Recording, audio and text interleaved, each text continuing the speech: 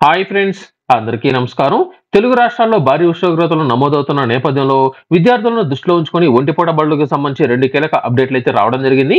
ఆంధ్రప్రదేశ్‌తో పాటు తెలంగాణలో ఎప్పటి నుంచి ఒంటిపూట బడులు అనేది ప్రారంభించడం జరుగుతుంది. అలాగే దీనికి సంబంధించి మరింత సమాచారం గనుక చూసుకున్నట్లయితే, ముందుగా తెలంగాణ విషయానికి గనుక వచ్చినట్లయితే మార్చి 15వ తేదీ నుంచి ఒంటిపూట బడులు ప్రారంభిస్తున్నట్లు ఇప్పటికే తెలంగాణ ప్రభుత్వం ఒక కీలక అప్డేట్ అయితే విడుదల చేయడం జరిగింది.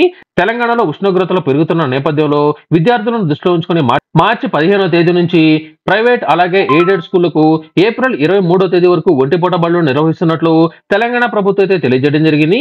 ఉదయం 8 గంటల నుంచి మధ్యాహ్నం 12 గంటల 30 నిమిషాల వరకు ఒంటిపూట బడులు కొనసాగిస్తున్నట్లు తెలంగాణ ప్రభుత్వం దీనికి సంబంధించిన అప్డేట్ అయితే విడుదల చేయగా, ఇక ఆంధ్రప్రదేశ్ కు సంబంధించి ప్రస్తుతం ఉష్ణోగ్రతలు భారీగా పెరుగుతున్న నేపథ్యంలో ఒంటిపూట బడులపై వెంటనే నిర్ణయం తీసుకోవాలని విద్యార్థి సంఘాలు అయితే డిమాండ్ చేయడం జరిగింది.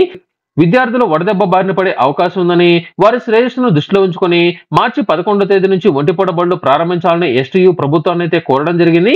ప్రభుత్వం నుంచి ప్రస్తుతానికి ఎటువంటి అప్డేట్ అనేది లేక, దీనికి సంబంధించి ఈ మధ్య కాలంలో వచ్చిన అప్డేట్ ఏమిటంటే, ఏపీ ప్రభుత్వం రానున్న 2 లేదా 3 రోజుల్లో ఒంటిపూట బడులకు సంబంధించిన తేదీలు ప్రకటించబోతున్నట్లు సమాచారం రావడం జరిగింది.